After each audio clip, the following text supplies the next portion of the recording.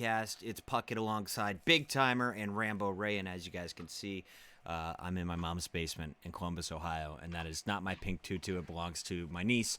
But we're coming right off of Atlanta. And boys, it was not the event we predicted. At least not the finals we thought we were going to have. Nah, not even close. I think everybody got the winner, right? I feel good about that, but the rest of my predictions just chalk them up, bro. They're trash. It's absolute trash. Rambo Ray was spitting hot predictive fire on episode really 5. And I feel really dumb because we had the same amount of games to watch. We had the same sample size of statistics. Will and I were pretty much aligned the entire way through the bracket, except for my Florida call, just having a good feeling about it. And the one time I had a good feeling about it, I was wrong. But let's jump in here with biggest surprises coming out of Atlanta. I think we have to address the elephant in the room, and that's that Chicago Huntsmen was not in that grand final. Yeah, well, I'll let you talk about your team. Well, what was the problem? I mean, look, honestly, I wanted to see Chicago. I think everybody wanted to see Chicago, Atlanta. I think the viewership going into the finals was like 109,000. I think had we had that matchup, probably would have eclipsed like 150,000 people on the stream. But even if they did, Florida deserved it. They won the game. So even if Chicago had made the finals against Atlanta, who's to say Atlanta didn't blow them out too? We talk about it all the time, but Call of Duty and I guess just esports in general, it's like you can be a great team, but it's how you play on the day of the event or how you play on a certain day of the tournament, this being Sunday, which really matters. So if they weren't on top of their game, I don't want to see the matchup yet. I know everybody wanted to see Atlanta, Chicago, but I don't think that was the day because it would have been real shitty if we got it and one of the teams is just not playing to their fullest potential and they just get smoked. That would have been no good. So I'm kind of glad we get to delay it. It's like a lot of foreplay going into the middle of the season. I don't quite want to blow it just yet, so we're gonna have to wait and just save see it. a little longer. Save it for the right moment, guys. Save it for the right moment. Right. The post-game interviews from Set and Arcides kind of put the nail on the head of saying they just weren't playing at their potential, which kind of to that point it just showed, and obviously that's why they lost. I wanted to bring up post-game.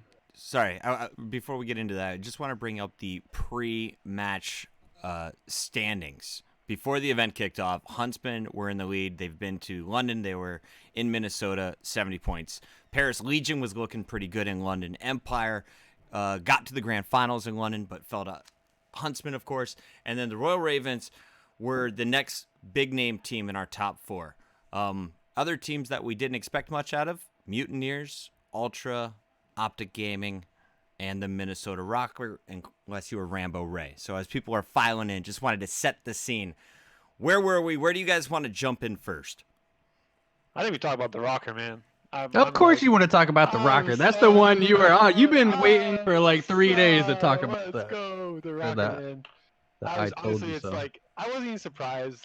It's to a point where, you kind of had some doubts, right? Because, you look at the roster in general, they have some good players, but no guys you really expect to come out shining the way they did that weekend. And honestly, they're firing on all cylinders as a team. That Simkai is I've honestly never really watched that person play before, and he was rocking all weekend long, playing some really good plays. And as a team, everyone knows kind of GodRX is that kind of next upcoming kind of superstar, I think. Yeah. And as a whole, they were just playing really solid, nonstop. I think they had from what I watched, I could tell they maybe had one map where it just felt loose and okay, these guys aren't really top tier, but for the most part, they were just on their game. So it was really fun to watch.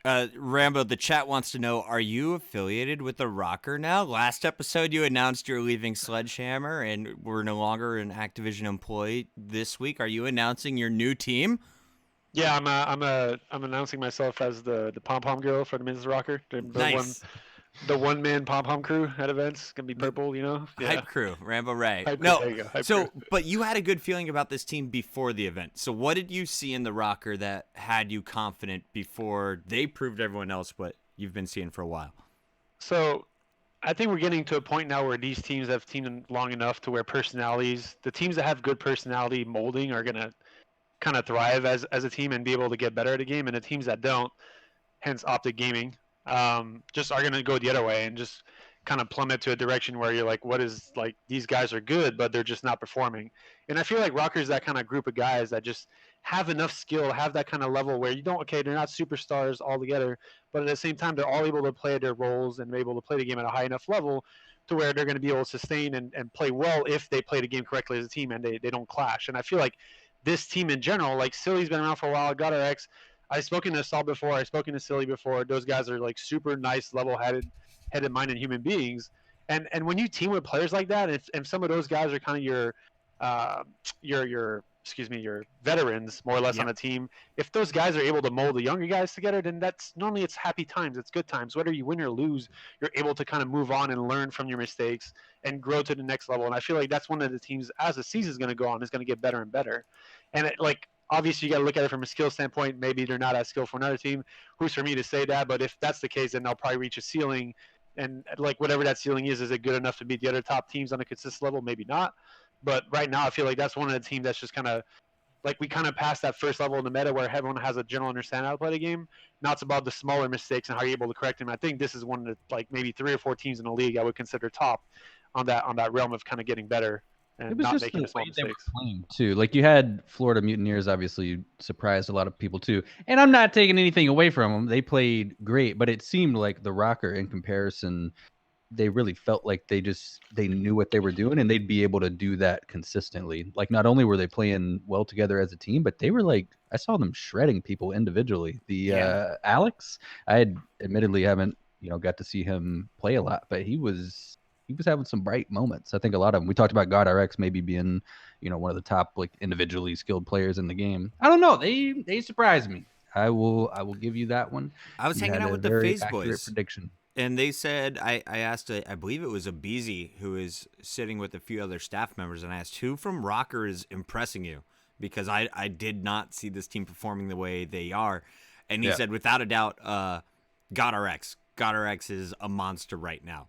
Rambo, did you know anything about GodRX? Have you been following this guy? Because apparently he's been in the game for quite a while. He just hasn't had his big breakout tournament. Yeah, not specifically. I followed him a lot last year when they were talking about him being kind of this up-and-coming superstar. He always seemed, at least from when I started watching, I think, I'm pretty sure last year was the first year where I can't remember anything before that. I remember seeing his name being on teams, and it looks like he never really had that kind of top-tier roster, but last year was the first kind of upcoming where you could see he was kind of taking control of games on his own, and that's always something you want. And again, it's just like, I wouldn't put him on the echelon as like Scump and those guys just yet, but he really seems like he has a level-headed mind on his shoulders, and he's just able to kind of take a game over and really, and not take anything from his team, but he's playing to the next level, and that's what, to me, that's like that team is missing. If anything, if that team is missing anything to get to the next level, it's that kind of player. And if he's going to be that guy, then more so, I think Rocker's like, hey, the sky's the limit kind of thing. Obviously, stats aren't everything, but he had, I think, second highest KD at the tournament, 1.26 overall KD. The whole tournament. That should be at least top 5. Yeah, that's real strong. Looking at their first match, Will, this is where we got our very first prediction of the entire event. Way off.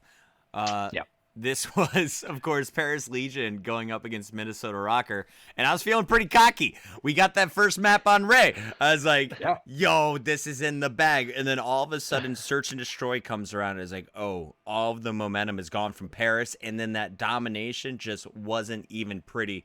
Can we talk about this matchup in particular? Like, were you expecting Paris to be soft after a soft start in London again? I know we both kind of predicted them to win, but were you surprised by the way they lost in a 3-1? Yeah, kind of surprised. I mean, especially after they came out and they won that first hard point. But, they come out, they win, or they lose the Search and Destroy 6-3, the domination. I feel like mostly every domination game. There was one with Optic, LA this past weekend where I think they lost by 1 point, 2 points. That was relatively close, but most of the games just seem like blowouts in Dom. So you come out, you lose a Search, you get spawn trapped in Dom, and then, the final hard point, they just didn't have the momentum in. So it was a 3-1. That was the team that I definitely thought disappointed a little bit. But like I said, Minnesota came out and they looked really solid. So they proved that they deserve to be there.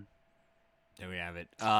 Going back to the Rocker, let's go ahead and pull up their bracket because I thought they had a pretty nice run in Atlanta, and I'm not sure we're done seeing it. I think this could definitely happen again.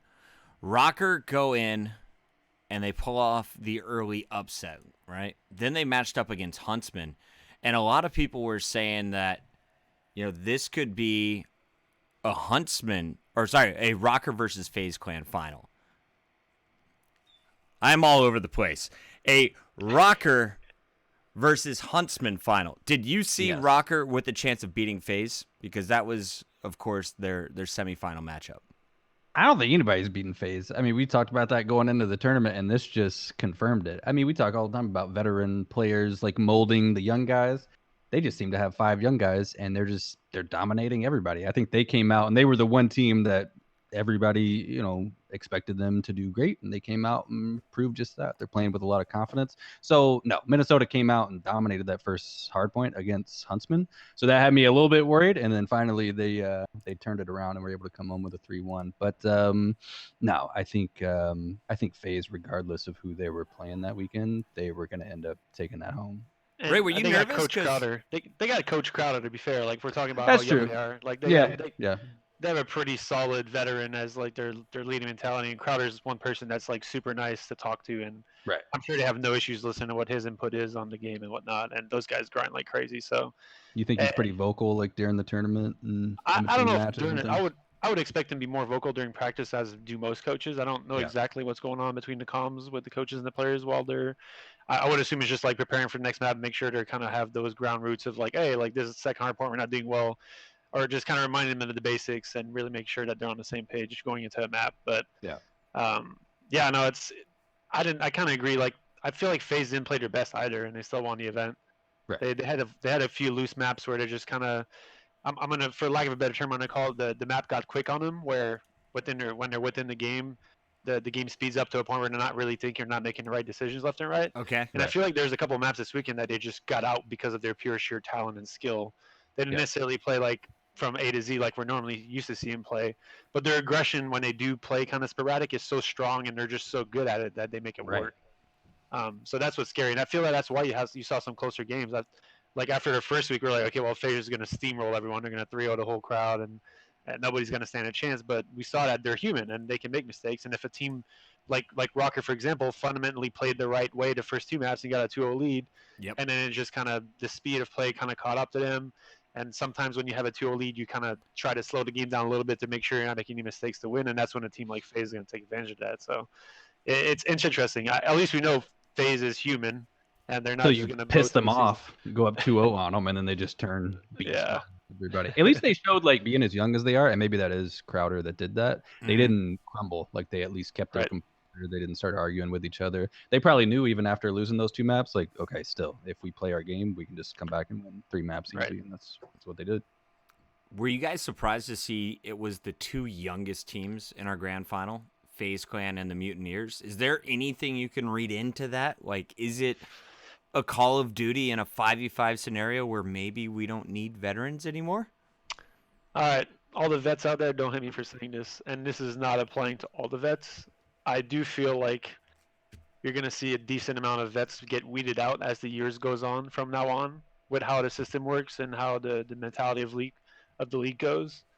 I feel like there's, for lack of it, I'm going to use Wash because everyone uses it on me, but I feel like there is a good amount of players out there that just don't have that kind of high tier, I'm going to say, like, grind mentality. Like, they're just not really willing to put in the time to kind of, they feel like they're grandfathered in, and honestly, it's kind of starting to show. You have some players out there that honestly just need to reprove themselves as players who've played this game for a while now, and it just aren't really showing the top tier play that you would expect out of them. And some of the teams that you thought were going to be like top 4, top 5 in the league are now at the bottom, and vice versa with the Mutineers, like players that like kind of are new around the block. Some players that you feel have proven themselves out a little bit over the years, but not really to the extent of some, like, I'm going to say names like JCap and Slasher, or some of the guys that you expect to be really on top are showing their worth right now. And they're like, these guys are putting the time clearly, and it's kind of working out for them. So, I mean, the beauty of what Call of Duty has to offer from an esports standpoint, as much as it's kind of a downfall, is that we play a new game every year. Yeah. And granted, the mechanics of the game don't change that much, but there's always nuances in how you have to play to take advantage of whatever exploits the game offers, and also the maps and the modes and how the spawn system works. There's basically, it is a new game more or less, right? Like we can all agree that the things change enough to a point where you have to relearn things. So if some of these top guys just feel like, hey, like it's kind of wheezy breezy, and also the fact that these guys have guaranteed contracts now, and probably don't feel like the pressure they used to have to really kind of perform at a top level all the time with the fear of getting dropped. And that's not the case anymore. Like, I feel like that kind of mentality in the organizations are going to start understanding that a lot more, especially through this year and start next year. And once these contracts end, I think they're all like 2-year contracts. You might see some pretty drastic changes in how that works, and some of those guys are really going to have to kind of start paying attention. And if it was my job to kind of teach them, I would start like, this is the moment right now. Like, you don't want to start waiting until there's 2 or 3 months left of your contract and to start putting time in, because that's you just think not that's going to what work it out. is though? Is it like a lack of effort on their part, or is it just biologic? Because I'm gonna tell you right now, you probably know too, because you're a little older than I am. I'm just saying, like, I know you can still play, but like the reaction time is not quite as fast. Like, I'm not snapping on people anymore. It's a little harder to see. Like, I got to squint to see the screen. So I don't know if it's like a physical, like they're just too old to play at that level, or do they just not care? It's hard to think they don't care. Like, I would disagree. I mean, granted, caring and like putting the effort is two different things. I think all those players still care, but like, you still have players like Crim6 and Clayster that are still performing very well. Like Clearwood, they clearly still care. Like, right, and they put the time in, and they seem to be like performing well on the statistic level and also the game level. And they have these young guys that, like, someone has never played Respawn for 2 of the players on their team, or even played COD before, and they're still performing at a pretty high level right now. So I would say that it's not the case. Like to me, age is just a number. Like, even if you look at professional sports and you compare to that, like what those guys reached their prime in their early 30s or whatever.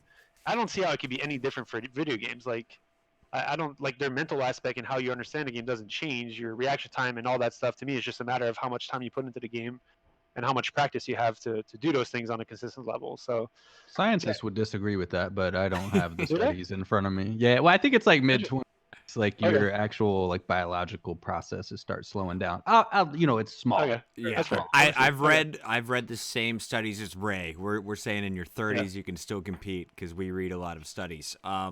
No, honestly, who has enough data to really rank that when it comes to gaming? I want to ask though, like, who are the pros? Can we put anybody on blast in particular? Like, I know it's not the PR savvy mood, and it's not the friendly move, but I have to say I've been unimpressed by Seattle Surge this year. Optic LA has definitely been disappointing when I look at the veterans. Who underperformed in Atlanta in particular? Did anyone kind of stand out to you? I mean, you have to just kind of put the whole Optic roster on blast. I can't really point my finger on anyone specifically. They just don't seem to mold as a team right now, and they seem just so unorganized when they play the game.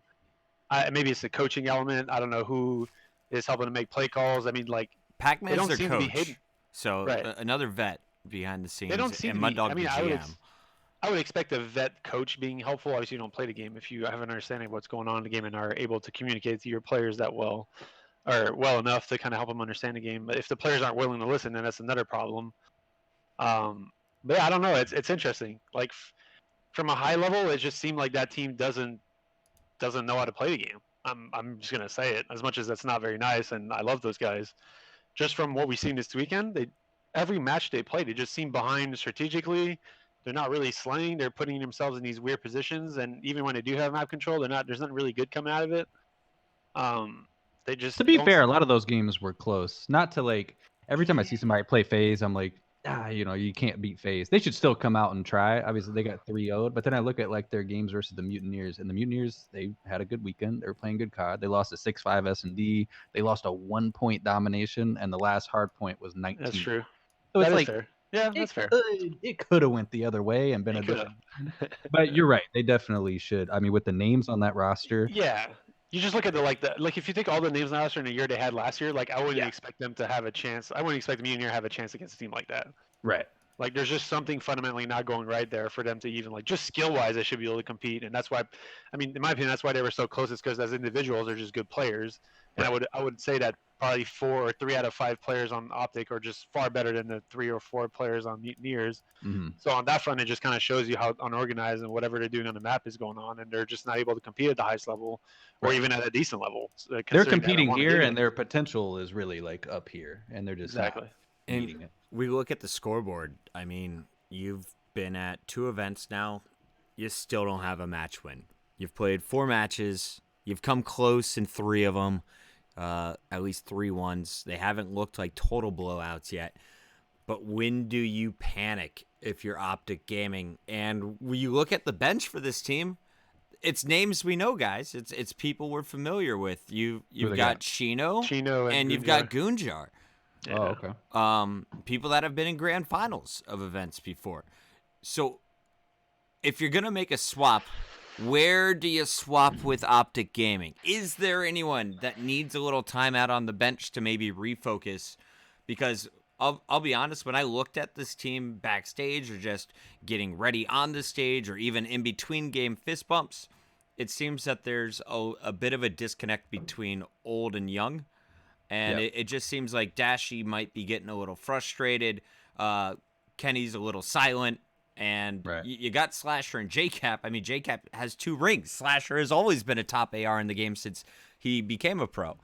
So I look at this squad and I'm like, do you bench your potential in Dashy and TJ and Kenny, or do you bench the old guard? Because Gunjar, AR player, mostly, can definitely do it with the submachine gun depending on the game. Chino, also a flex player. So it's like you've got some options with this team.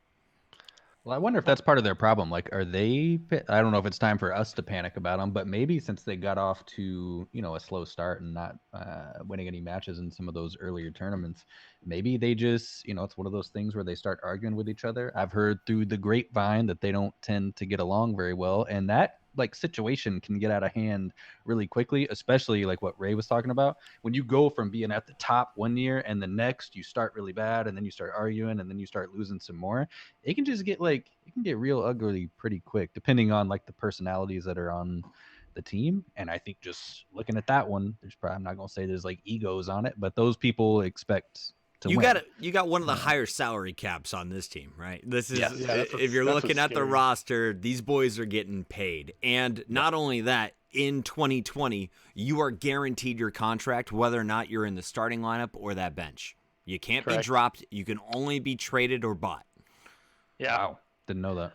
And I don't know, it's that I don't know exactly who made those decisions to make that kind of that way. That seems kind of rough to me, especially for organizations that kind of, like, you don't know, right? Like, it's a player protection service, so I'll defend the league on that point. Like, because they don't want anyone to get dropped mid-season or make a life change move across the world to play for a team. Yeah.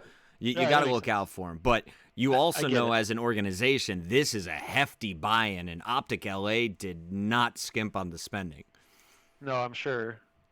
And honestly, I think it's not fair for us to kind of point at any fingers at anybody. I think it's like there's got to be a root problem of communication or like misunderstanding between the players, or players just at a high level aren't really liking what the coach is offering, or strategically there's just kind of what you offered earlier as disconnect between the players, and something needs to change there. I don't necessarily think that pulling in new players is really going to change that mindset unless it's specifically one player just bringing the whole team down. Right. I don't see that really helping, and like I would argue that in most cases in the league, and like we can even talk about enables drop or kind of benching part, like I don't necessarily think that's going to help either.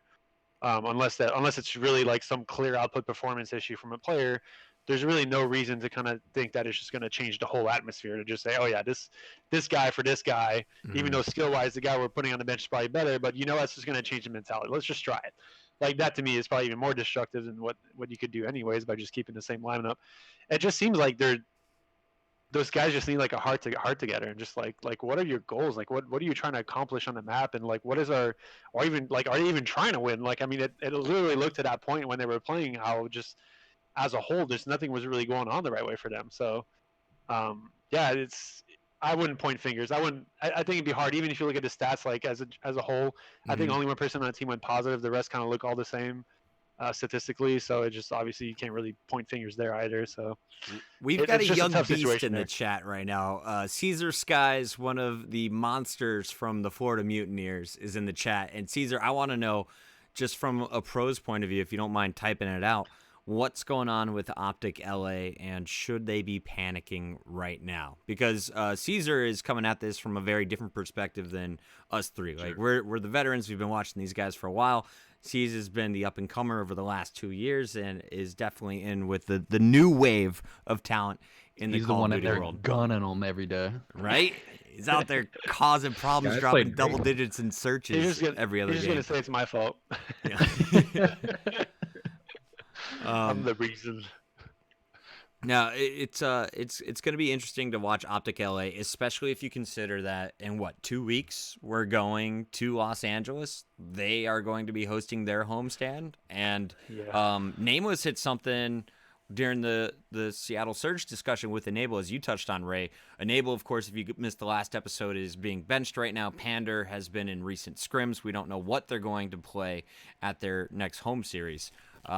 But the expectation is for Pander to be there. And Nameless said, at the end of the year, there is no way you have Enable on your bench. So is putting in Pander for a short term going to help the team at all? How can this possibly be a long-term successful maneuver? And I wanted to get your guys' thoughts on that. Will, we kind of heard from Ray, but where do you stand? Do you think it could be healthy to switch up rosters or bench people throughout this season, knowing that we're going between now and September? Most likely not. I mean, like Ray was saying, it's hardly ever, especially in a 5v5 game, but even a 4v4, it's hardly ever one person that's just making consistent bad decisions that's making you lose. It's more likely a combination of how those players work together. So it's probably just taking a step back and having a conversation about it and really breaking down your games and where it went wrong. Because most maps, there's like a clear, one or two situations where somebody screwed up somewhere, just took a wrong route, didn't cut something off that they should have, and it opened up the entire map for the other team. I don't really think, I mean, I agree with Nameless as well. Like, you're not going to have Enable sitting on the bench unless we get really surprised. I mean, maybe Pander comes out and, it proves it was a good decision. I can't see that being the case, but it's our first real substitution of the season, and like I said last time, I'm really excited to see what they do with it. We'll wait and no see. Pressure on Pander is probably going to set the tone for substitution across the league. It will. Right? For all of the guys on the bench for the eternity, or at least the first 5 years of the league. No pressure. Do it for the bench guys, Can we talk about Bance? Because I feel like he, technically in my book, is the first one who's done this. So Bance comes in for medals for the Ultra. They don't get a win in London. But Ultra takes the Chicago Huntsmen to a round 11 where they almost win it, and they almost caused the first upset of the tournament outside of that rocker match. So do you think that matchup alone is enough to say that the substitutes can do good? Or what are your guys' takes on Toronto right now? To be honest, completely honest with you, if I didn't look at I didn't look at who played on Ultra the first week, I would have totally thought Bance was on the starting lineup. Right. I thought that was a super weird decision not to start him. There had to be some other element going on, maybe like a visa issue, or he wasn't moved yet. They weren't practicing with him, or something like that. It just Bance to me is one of the kind of the underrated players in the community. Must start as a GM. Yeah, he's just he's like a low key MVP for any team he's going to be on. He's just does the right things around the map. He never kind of drops those kind of huge numbers, but he doesn't need to with how much kind of pressure he puts on the map. He's kind of like a lesser statistically upper player of Envoy, for example. Like Envoy's been doing what he's doing, but dropping mad stats doing it, which is kind of props to Envoy. But Bance is that player on that team that just molds and prepares the map and the positions to really make his teammates' job that much easier on the map. So I was surprised when Bance wasn't there. And yeah, the Ultra showed some prowess, and kind of like you said, they literally, I mean, in my opinion, they should have beat him. It just there were the situational decisions that Ultra made late in the stages of that Search and Destroy Game 5 were just wrong. They just maybe it was pressure that got to them. I wish I had video. I could show you guys specific mistakes they were making that kind of cost them that match, but they had it. They literally had it, and they kind of threw it away. So it's interesting. But yeah, I definitely think Bance belongs on that starting roster. I wouldn't compare the Enable situation to him at all, for what it's worth. Doesn't Metals as well, though? I feel like from the little I saw Metals play, he seemed like he was doing pretty well also. Metals started last year. There was the Heretic team, and they were hella good. Metals is a great player, don't get me wrong. Right. Just from my understanding of what Metals does for a team is more the kind of, like if we'll compare like a Scump mentality where he kind of goes in and kills stuff. Mm-hmm. I feel like most of the players in that team are very young and kind of have that specific role. They need more like a Bance to kind of make it bold. Yeah. From what I've seen, at least, I could be wrong again, but yeah, it just to me, Bance is an asset to that team and should be 100% on the starting roster for every single event they play. I don't see why that wouldn't be the case. Looking at the overall matchups here, do you guys feel that the skill gap has closed? Because watching London, I was like, okay, there's definitely tiered systems of teams. After watching Atlanta, I'm like, okay, maybe they're all still just squished into like tier 1.5. It's like Atlanta might be in tier 1 by themselves, but I don't know who else deserves to be up there. Right. Yeah, I still think there's 2 top tiers, and then it drops off a little bit. But Okay. you could argue that the Rocker kind of took a step above to get a little higher. Mm-hmm. The Mutineers definitely took themselves out of that lower tier for what it's worth. Granted, we'll have to see if they're able to keep that kind of level of play consistent through every event, because it just seemed like they got really, really hot this weekend, especially on Sunday. They just kind of all started popping off and just making plays left and right, and it's weird, like from a strategic standpoint, when I was watching them play, it didn't really seem like they were doing like that many right things on the map. It just seemed like they were making everything they were doing work.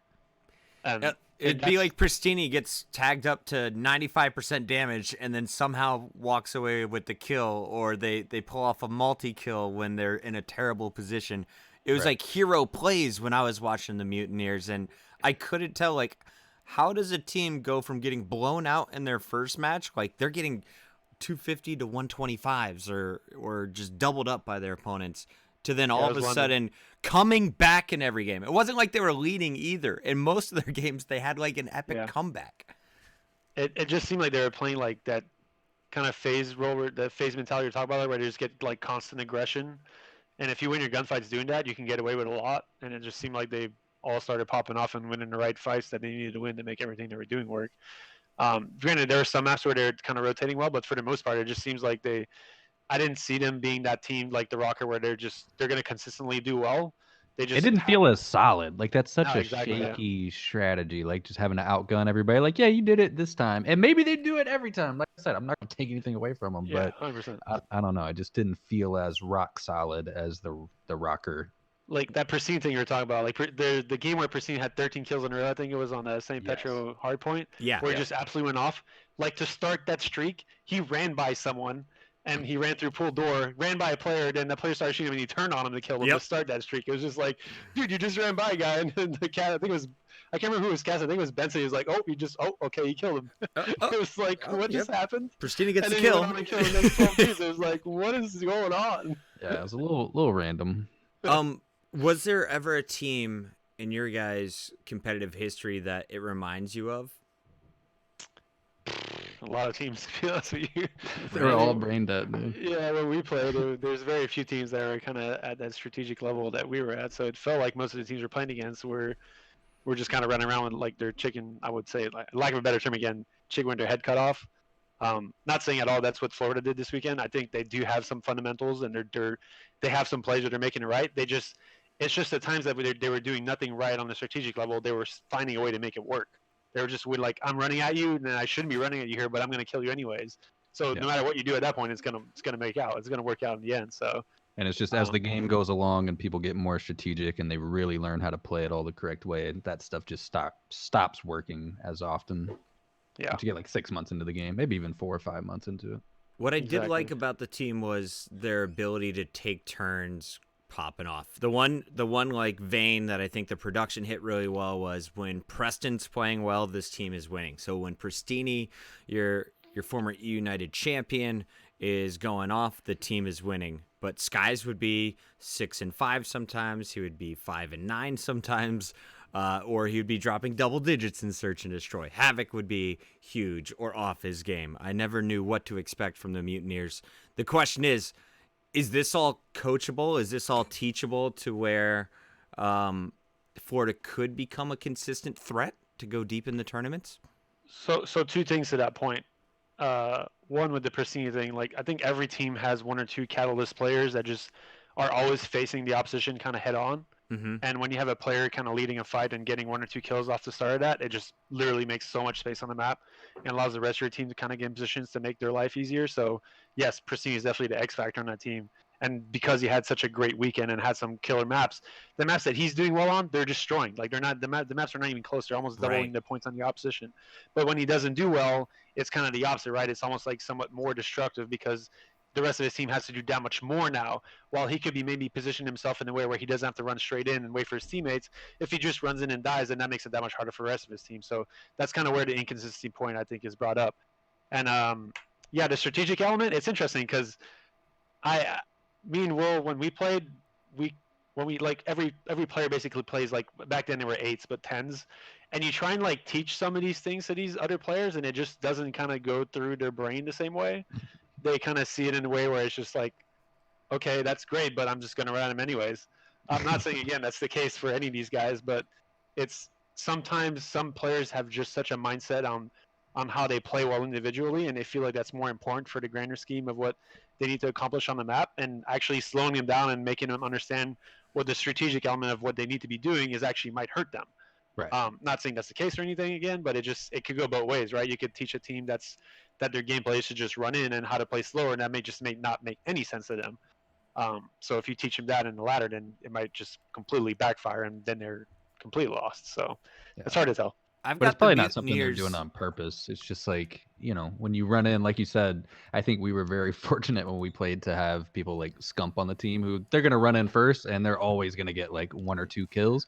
Right. But if there were ever tournaments where that didn't happen, it not only, puts the team at a disadvantage, but like, if you got players behind you who aren't used to positioning themselves in a way, like some people just play better. Like you have a person that takes people on head on, and then the rest of your team is allowed to push up and play in power positions and play the game from that standpoint. It's very different when that first person or that first like line of defense doesn't work, and then you got to like take a step back and you got to play from different positions. So you're not only like hurting the team, but it's also like it might put your the rest of your guys in really uncomfortable positions, and then they play bad and they're getting pissed off at you. So yeah, I don't know.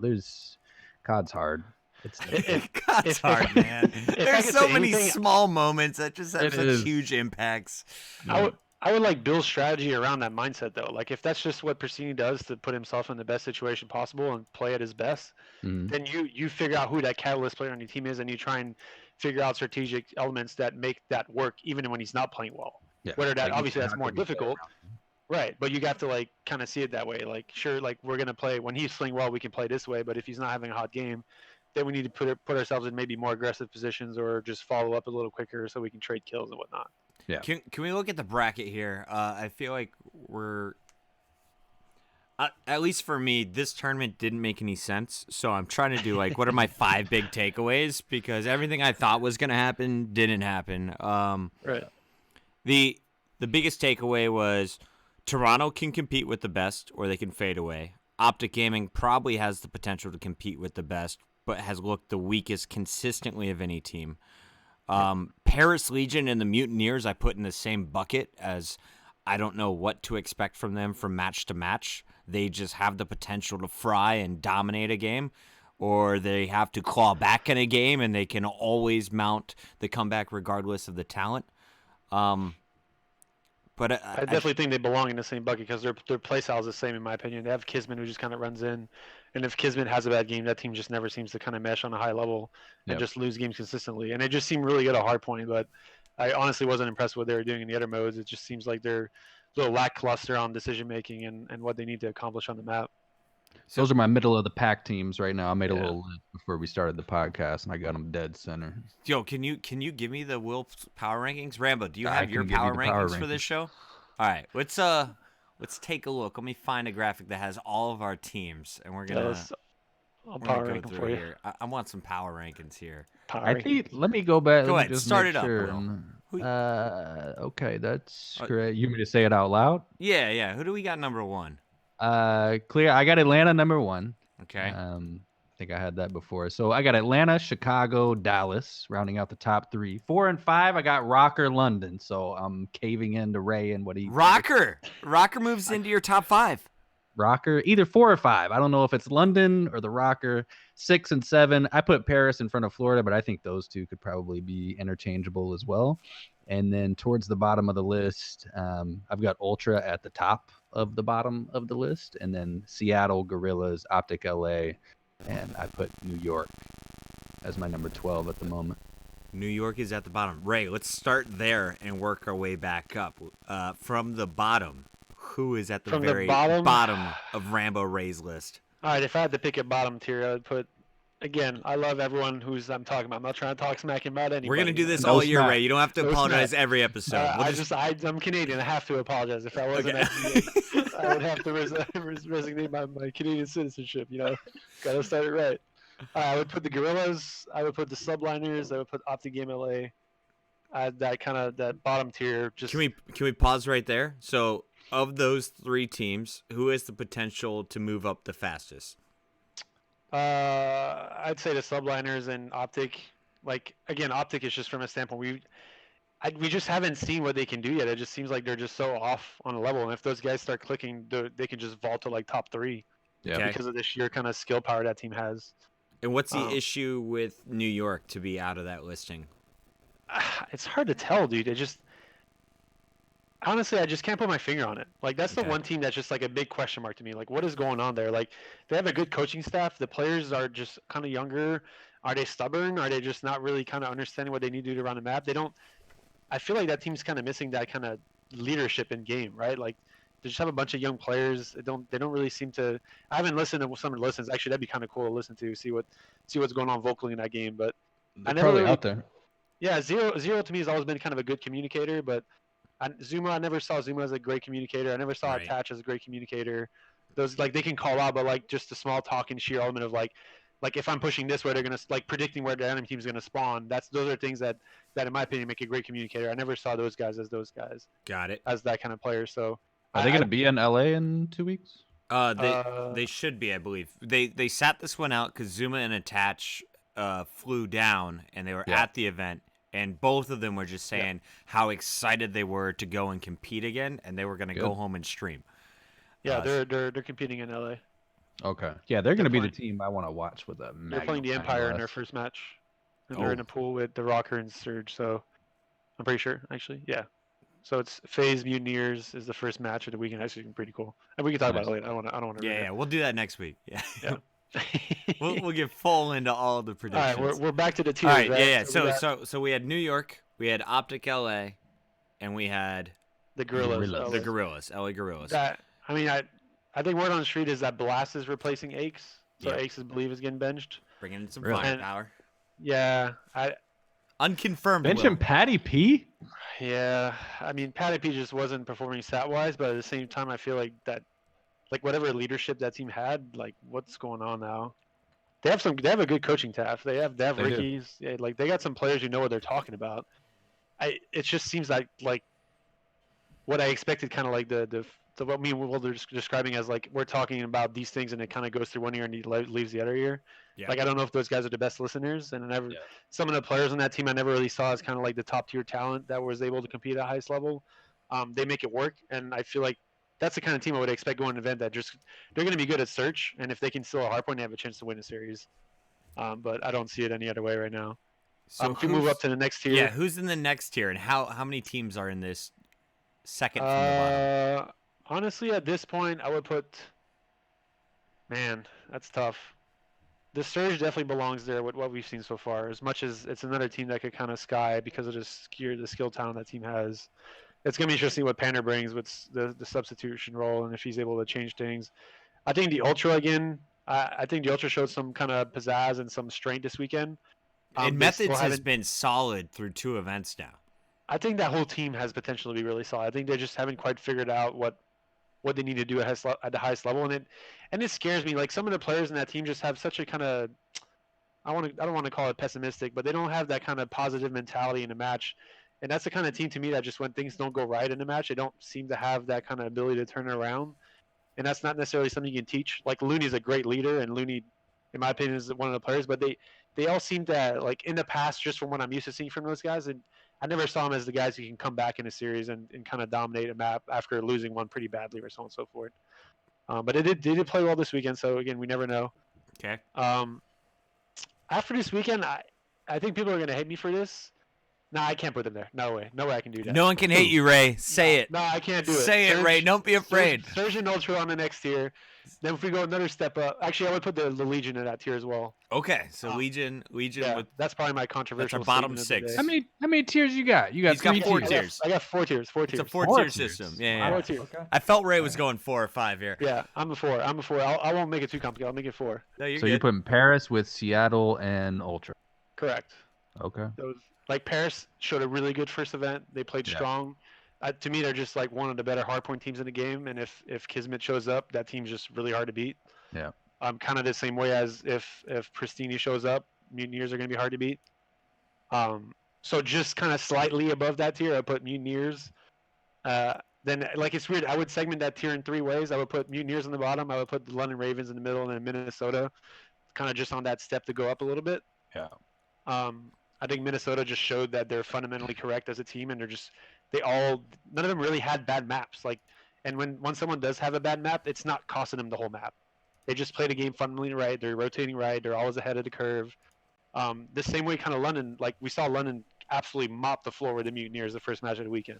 Mm-hmm. I mean, it wasn't even close. And even the hard point, like that was probably the smoothest hard point I've seen in a rotation standpoint. I think the Mutineers won one rotation, that whole map. It was a cave map.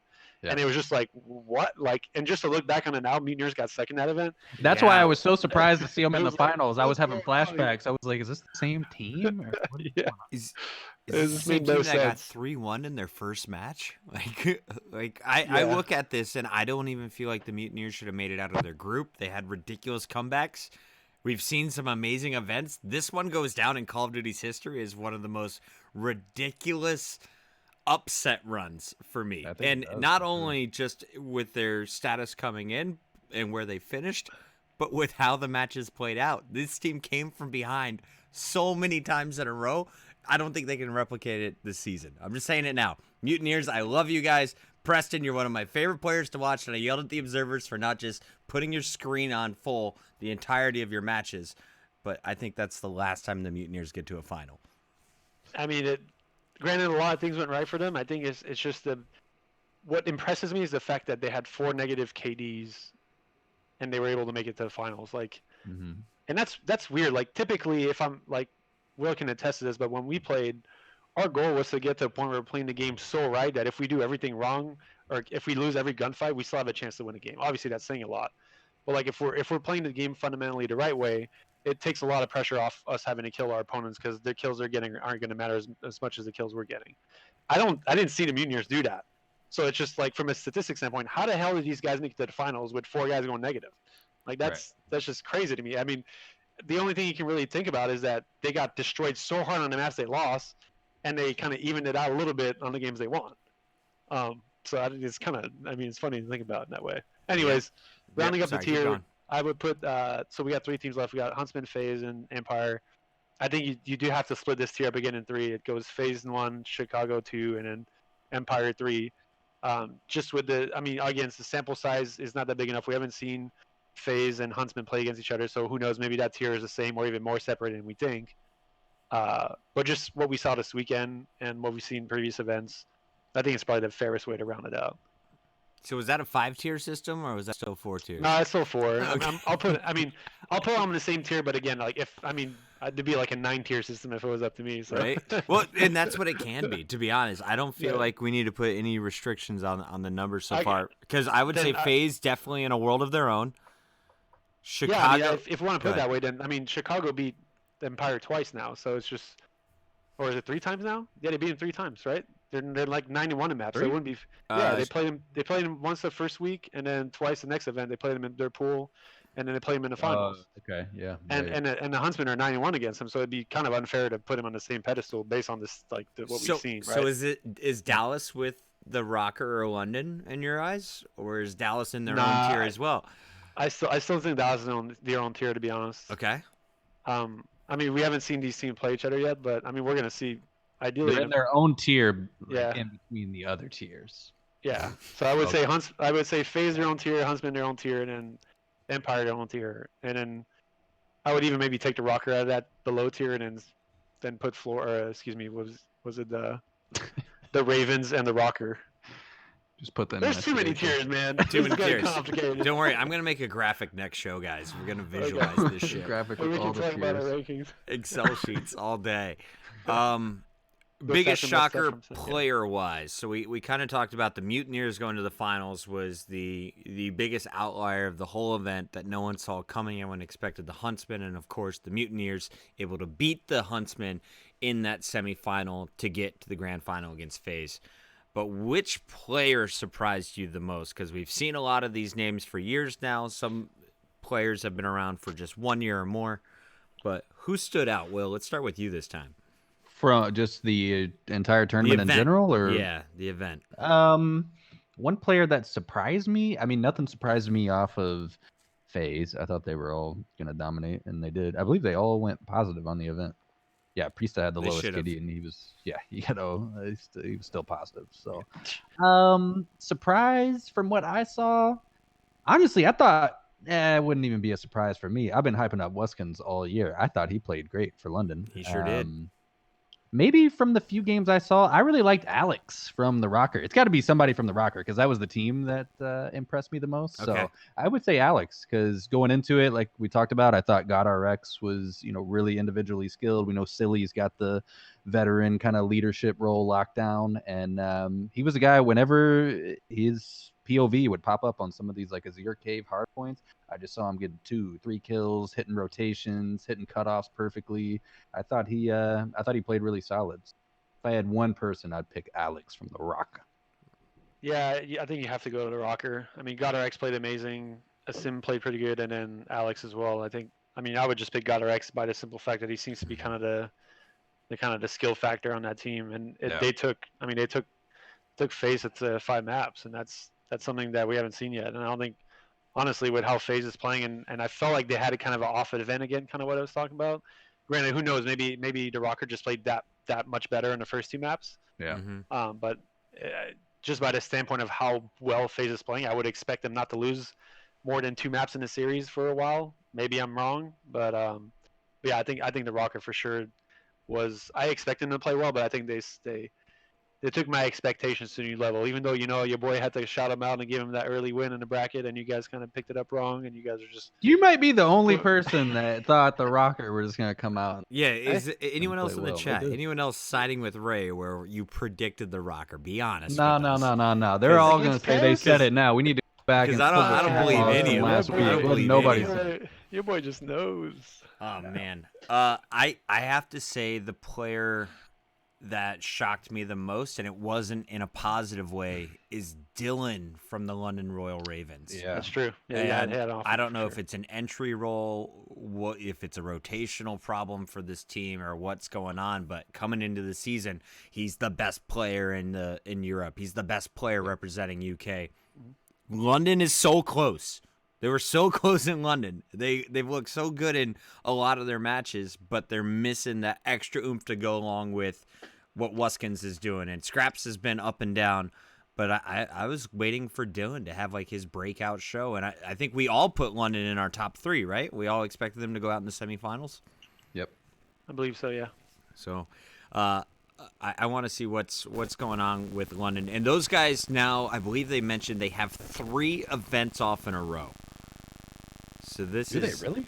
Maybe it was just 3 weeks. It was one of the twins tweeting, so take that with a grain of salt. But I believe they said they've got a long wait before they play again. I think the Royal Ravens, like you guys said, in my second or third tier, keep an eye on them because they've got the potential to jump up. It's just a matter of time, and maybe now this is the time, or it goes the opposite direction and they just lose full.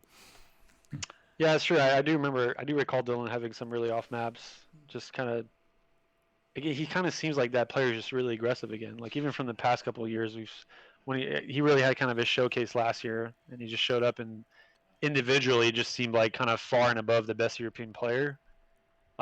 Just the way he was playing the game and just kind of running, gunning like a madman. And you obviously that's something you need in this game. You need players like that, like Persini was doing it. You need those guys to kind of run in front, but. Again, like we said twice, 2 or 3 times this episode, if you're doing that and you're not playing well and the rest of your team's not playing around it, it's going to show. I admittedly didn't watch a lot of the matches last year. Was Dylan really just like that far above the other players out of Europe? Or? Just from a skill standpoint, he seemed to be the guy who can just take over a map. Like situationally too, or just like raw? I think just raw skill. Raw, yeah. And like the Kenny. If you talk to people like in a tens lobby, Will, he's the guy you want to grab in your first 2-3 picks. He's getting picked first. Yeah, okay. He's shredding people. He's doing some work. I'm trying to find out who is all playing in Los Angeles. Who's missing? Are the Huntsmen out? I feel like the Huntsmen should be out. Yeah, this is correct. Yeah. This is so the it's time FaZe, Mutineers, Rocker, Surge, Empire, Subliners, Guerrillas, Optic Gaming. So what does the Huntsmen fix between now and their next event? Where where did they fall short against this Florida Mutineers team, or was it just a red hot Florida that caught them off guard? The Toronto Game 5 Round 11 is what started the first of many red flags that I was throwing up in the venue. Yeah, honestly, I think Gunless had a really off event too. Every action I was seeing him make on the map, and just not skill wise, but like statistically, he wasn't really playing that well. And he's normally the player who's kind of doing the things he should be doing, and he doesn't need to go off like crazy to kind of have his impact on the map. But he just seemed to be doing a lot of the wrong things there, and statistically, he made it hard for his team, especially in Search and Destroy. A couple of times I saw him just having really rough maps. And that specific one we were talking about too, I'm pretty sure he had like maybe 2 or 3 kills at most in an 11 round map, which kind of makes it that much harder on your team if someone's not creating the kind of space on the map he needs to be, especially for a role player like him. So I don't know necessarily if they were playing that bad as a team. Envoy seemed to be playing well, Scum needs playing well, Formal seemed like all those guys seem to be doing what they need to be doing. They just didn't really mesh or get the right kind of timings of what they try to do ultimately to make the map open for them and make it as easy as it looks so far. It's always hard to tell again, to kind of like if someone has an off event, like in my opinion Gunless did, it makes it hard to kind of practice against that. It's like, well, is the answer just none of us need to play that bad, next event will be fine? Or is it just strategically they're just not doing the right things? But honestly, it just didn't seem like kind of the same team as we've seen. Do you think they match up well against other structured teams? Because when I look at Chicago, I think very structured. They have Formal in a role that he's going to play a certain way. Alec or Arcides is always going to play a certain way. And the other 3 kind of have a little bit more freedom around the map. And when I look at the results against Rocker, I was like, okay, you have 2 teams that are very much playing the same style, and Huntsmen are going to have the edge here. Mutineers is a toss-up. You don't know where Pristini's coming from. You don't expect Havoc to be there sneaking through smokes, blindly just charging places. Ray and I were talking about this while we were watching some of the matches. It's like, if you don't know what you're going to do on the map, how do you expect the enemy team to know what you're going to do on the map? So it's like, yeah, when you get some players or teams that are just running around like crazy and slaying, like, what'd you call it? A map sneaking up on you? Like, before you know it, you could be down on a map and they can get away from you. But I'm gonna say everybody's thinking it, so I'm just gonna say it. That was a fluke out of Chicago. It was a fluke. Everybody, they're way better than that. I say give it a couple of weeks. They're gonna come out. I think they'll be. So one thing to talk about that, in my opinion, is more to like maybe they didn't do the map veto system correctly against Mutineers. Okay. Okay, yeah.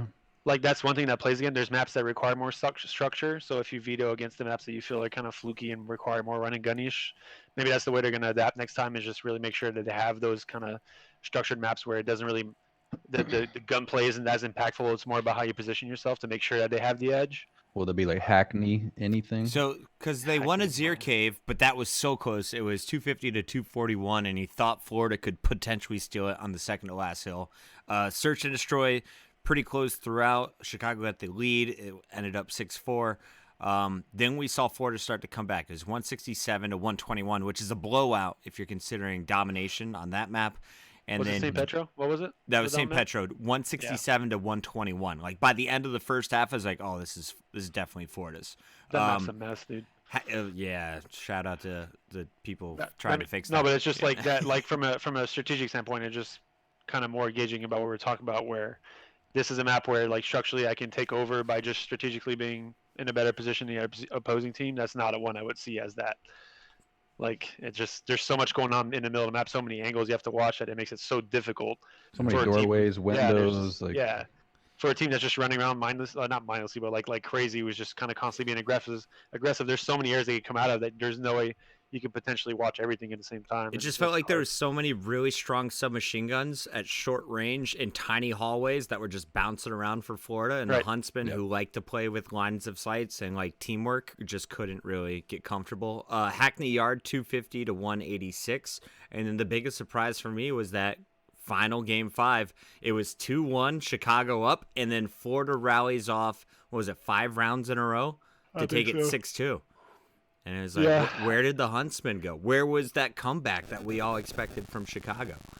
I think honestly, we kind of lived through that a little bit in our days when we competed, but when a team takes you to game 5, you're just like, what's going on here? Like, it kind of throws you off your game a little bit. You're already kind of pissed off going into the game. Like, you didn't lose the match, but like mentally, it's a tough mental state to break out of because you just don't even expect to get to this point in a match. Right.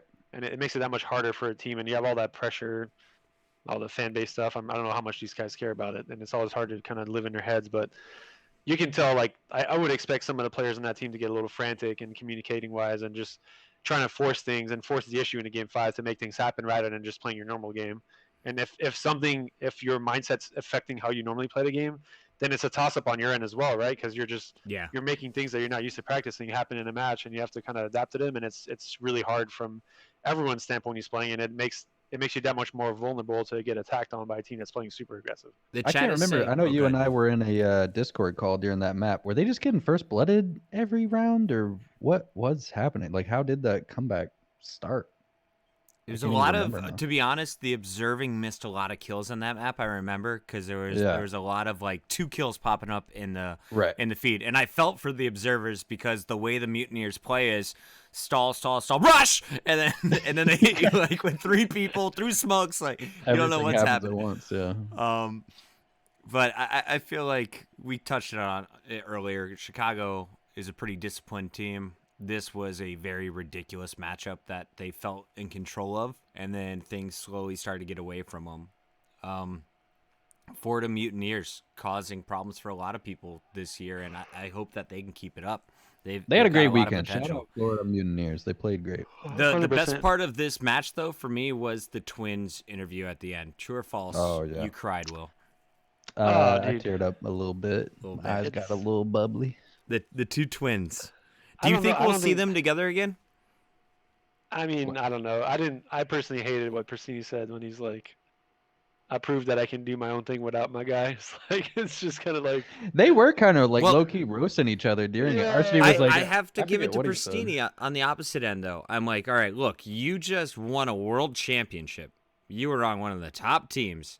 Everyone else got the team they wanted. Clayster got the Dallas Empire with Crimsix. You've got the Tiny Terrors. They go to Atlanta together. Our cities gets to be on the most popular team in the league with the Huntsmen. Right. And then he's at Florida, who everyone is saying like is the 11th or the 12th best team in the league. I felt for him in that moment, and I was like, you know what? You were the top dog just like 6 months ago. Yeah, talk your shit, man. You just made the biggest upset of this event happen. I know. I mean, it's weird to talk to your brother like that in an interview after a game. I'm just saying, like, if I got dropped, like I got dropped by Will twice in my career, and if I was playing the next event and I beat him, I wouldn't be fucking saying shit like that. Like, I forget what Arcity said right after. He was like, "Yeah, we just didn't play right. It was a fluke." I was like, "Damn, you're not gonna give him any props at all." Yeah. No, you give him props. You got lucky. Yeah. All right. I think the last few things we got to hit on is just Atlanta in general. What were your takes as spectators, the people watching from home? Did you enjoy the event? How did it compare to London and the previous one in Minnesota for you? I thought the production value was great. I know I heard that in person, maybe not as many people showed up as you would have expected, considering just the caliber of teams that were playing, but also some of the personalities that showed up. I'm excited to finally go one of these. Have you been to all of them? I missed London. I was doing the Overwatch League during the. Oh, okay. London You were doing event, Overwatch League. This was yeah, the second I got to see one of these in person. I plan on coming out to obviously the one in Dallas and then Chicago the weekend afterwards. But yeah, the online experience is great. I think from the first event they continue to improve on that, and I got no complaints on the production value. Ray, you watched a lot of Call of Duty this weekend?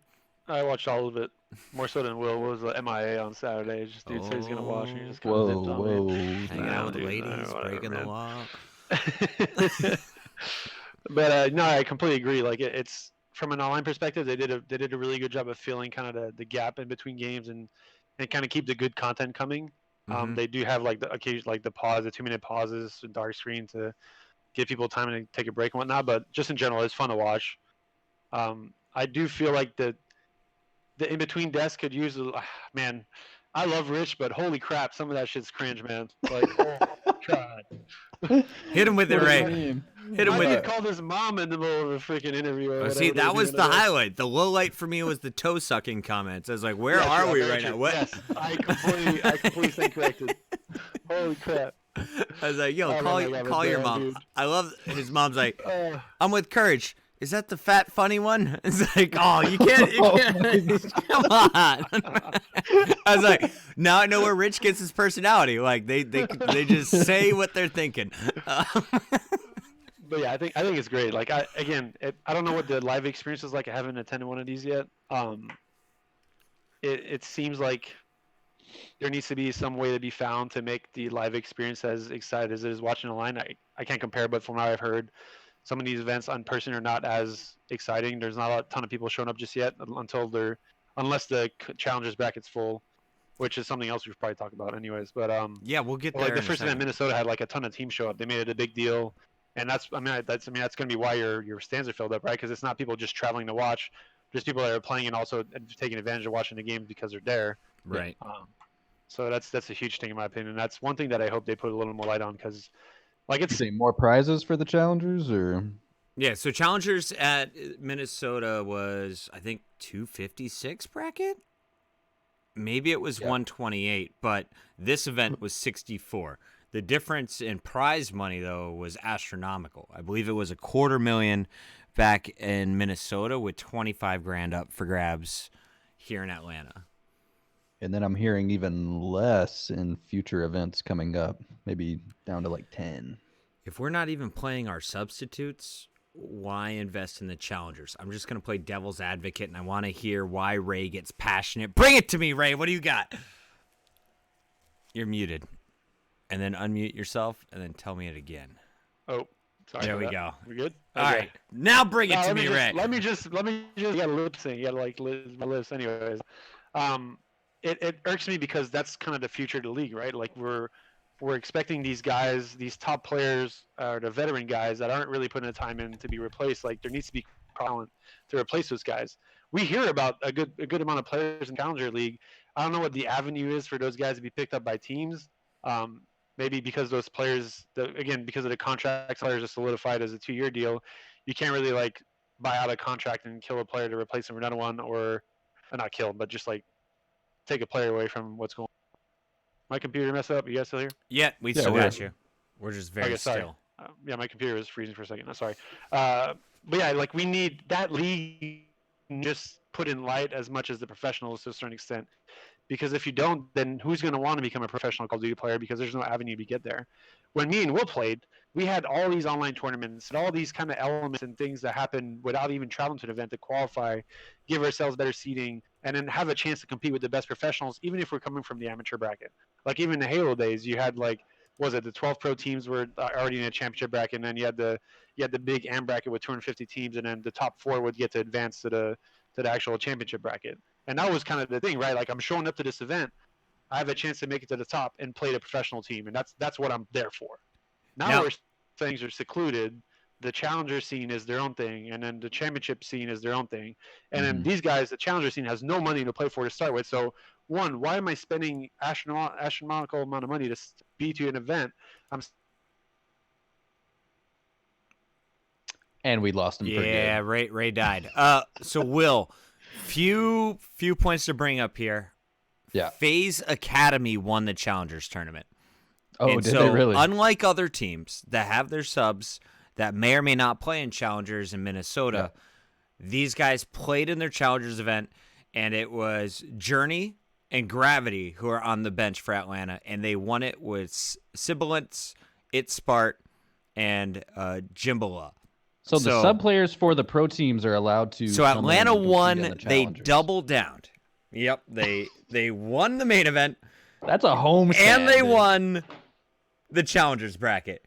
That's and some so serious I feel domination like coming this out of FaZe. is kind of the future. I want my subs to play in these challengers until I bring them into my main roster.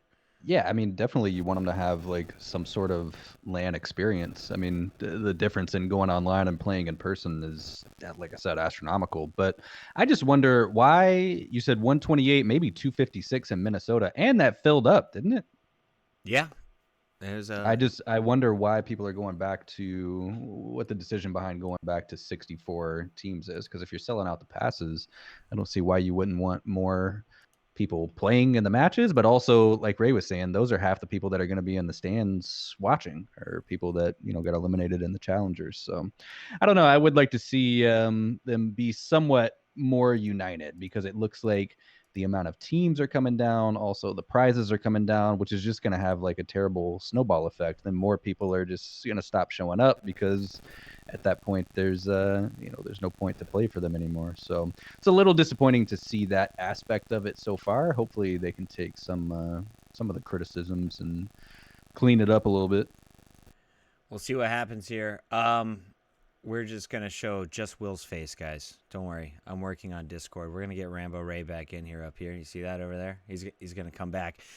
For now, he says my PC fried. Yeah, so let's close it out here, Will. We'll get Rambo next week. Who was what was the best moment for you this weekend? What are you looking forward to as we're going to LA in 2 weeks? Best moment for me, honestly, it was that interview. I think that was like the most heartfelt thing, and it really gave like some emotion to esports. At the end of the day, we're playing games, but to see, and I honestly can't even imagine. I mean, you hear stories like that in pro sports of brothers or sisters, making it to the top level, but I'm not sure. Actually, I stand corrected, especially with you in the call. Ogre 1 and Ogre 2. I can't imagine having like a brother, especially a twin brother, compete alongside you and make it to that echelon. So to see those guys compete, and then the camera kept like panning back and forth to the family, and they were crying, and then the players were crying. I was crying. It was a nice moment, and it just gave some real feeling and emotion to what we do. There's some serious passion there. So it was good to see that out of the players. And in terms of LA, I'm just excited to see some of these other teams play again. Like I said, I put New York at the bottom, maybe the bottom tier. I don't know if they're 12th in my power rankings or what, 10th, 11th, 12th. I want to watch them with like a magnifying glass and see some of those teams that got to set out. Seattle as well. I'm excited to watch them play again. And just excited for more COD, man. I like that a lot. I think for me, the biggest wins this weekend were Atlanta crowd was kind of small when you looked at the stands, but if you brought in everyone that was in the venue, it would have been packed. One of the things I'd like to see is more floor coverage of everything else that's going on in a venue, because I saw some tweets again, the Call of Duty event looks empty. It wasn't empty.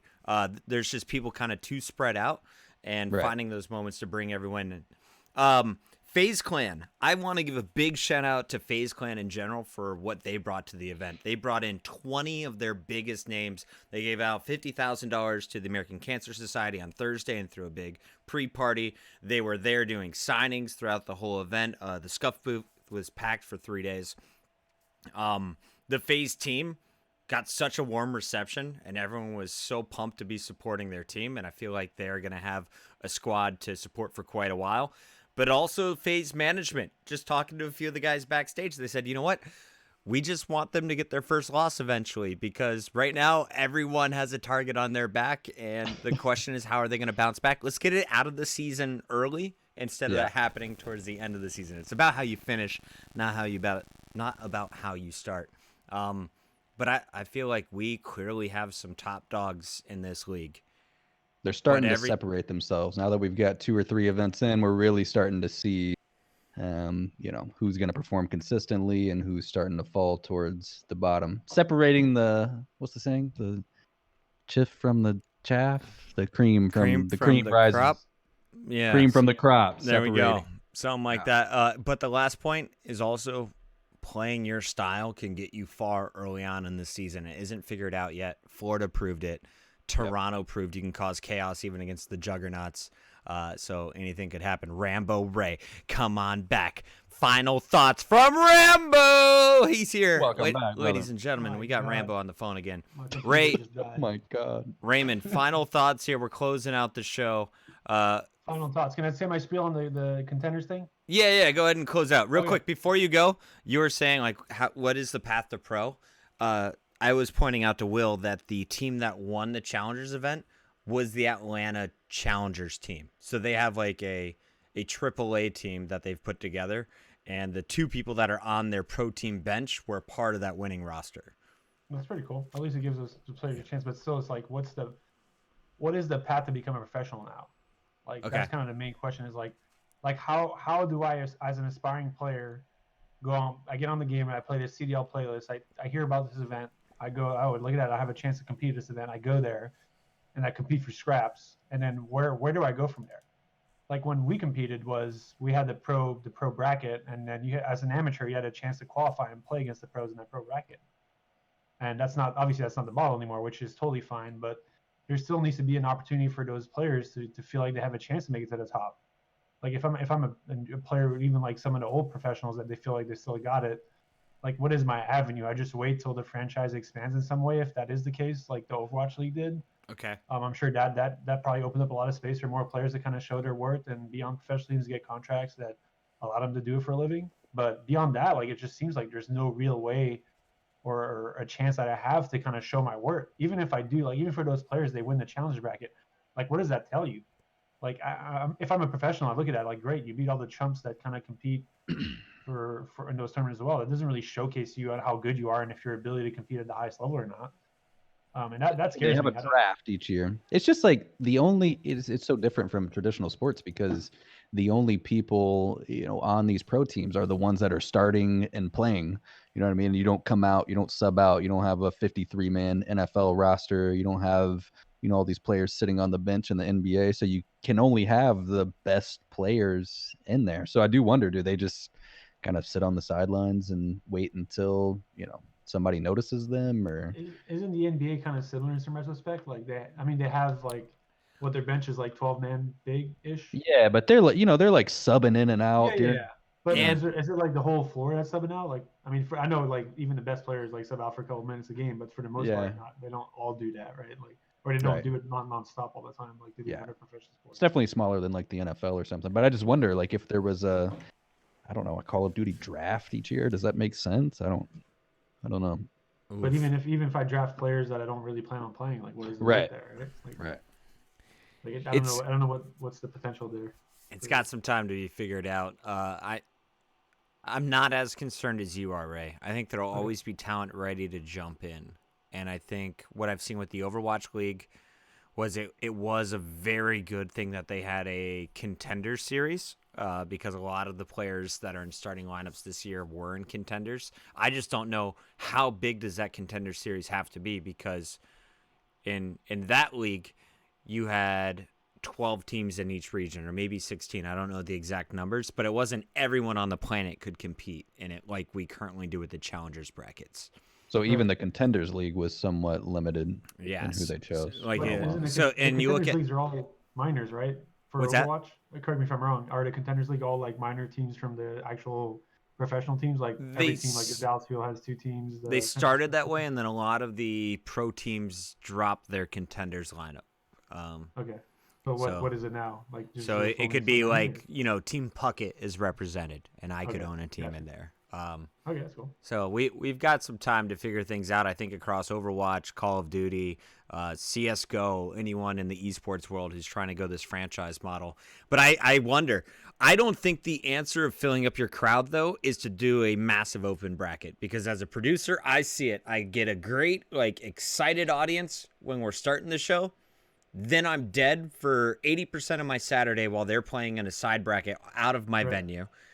Then they start to trickle in after they had a Saturday night of fun. They start to trickle in maybe around 1 p.m. on a Sunday. So I'm like, the value that I'm getting out of them is when they get knocked out of the tournament Saturday night, if they want to hang around and watch more Call of Duty at that point. And then after they're done partying and waking up and shaking off a hangover on Sunday. So I don't know how to do it as a venue, though. I would say, the best thing you can do is get your street teams and go with small venues. What New York did at the Hammerstein Ballroom for their Overwatch League Open was almost perfect. You had first floor packed, then you had a second floor balcony and a third floor balcony. And even if those floors were not packed, the whole venue still feels full. And that's what was missing in Atlanta. You had the same amount of people probably in both venues, but you were more spread out. So it's just bringing them all into the same place. Right. And kind of that point, like League of Legends, one last thing about the Contenders thing is League of Legends showcases their their Challenger League, whatever it's called, the minors, they showcase them on stream. Like it's part of their broadcast to showcase those players and the skill they have, and allows the audience to kind of get accustomed to some of those guys. So if you see them come up, then you have that kind of familiarity with them. And we don't do that at all this year. And that kind of, to me, is like, it seems like at least maybe on the Friday, or maybe I don't know exactly where you fit that in. Mm-hmm. But even the finals, like, come on, like this is the finals of the Contenders tournament. Like you got to show some of that. Counterpoint: do you watch the hype battle? I do not. Do you enjoy the hype battle? Well, I do. You don't watch it. I do not. I've not this weekend. I did, but like I've watched some of it, and I enjoyed it when I did watch it. Because there was a 60,000 viewer drop off when they went from the Huntsman match, which might have just been the old Optic fans like disappearing like they used to the hype battles, which was featuring huge names from FaZe, like guys with multiple millions of followers playing against each other. So there's a viewership drop off from the hardcore community watching the casual guys play before the final. And I think if I put up semi-pro players at any point during this tournament, I would expect a viewership drop off as well. So it's like from a production point. To be honest, that's when I went and made my salmon. Remember, it was like in between matches, and I was like, "Oh, there's a hype battle coming up. I'm gonna go make some food." It's salmon time. Yeah, I don't know. That's fair. No, that's fair. It's a fair point for sure. It's a big problem because it's not an easy ask to fire up 32 stations or 16 stations every event, or to throw $50,000, $25,000, $250,000 at it that could go elsewhere. So should those contender tournaments be online then? Like, I think so. I think you rebuild the online circuit, the feeder system, which you guys kind of came into. Yeah. It was all online. Awesome. It was all online. Honestly, yeah, I completely agree. Yeah, the PCL stuff was back in the day. That was low risk for the players. You don't have to go out and get hotel and flights, and it's way more accessible because a ton more people get to play. You don't have to like it. And if you're really good enough to make it out, then you'll showcase yourself online, and people can watch matches because people can stream themselves play and whatnot. So, right.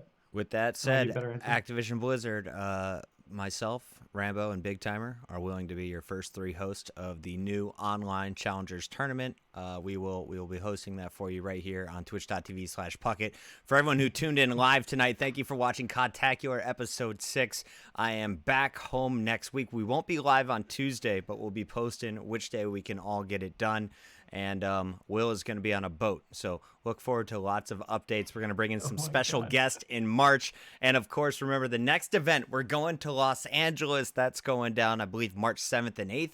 And then there's the second event in March, which is going to be in Dallas, home of Big Willie Johnson. So I'm going to try and get something together where we do it live. Ray, you got to fly into Texas. We're going to get everyone in the same room. I will not be in LA, most likely. Okay. I will be missing that event, sadly. But that means I'll be glued to my TV. Yeah, I like that, Ray. Shout out to everyone who watched. Once again, we are posting these on Spotify. We're getting the iTunes clearance, and we'll update you when it is available everywhere. For now, it's still in processing. Thanks for watching. We'll catch you next week.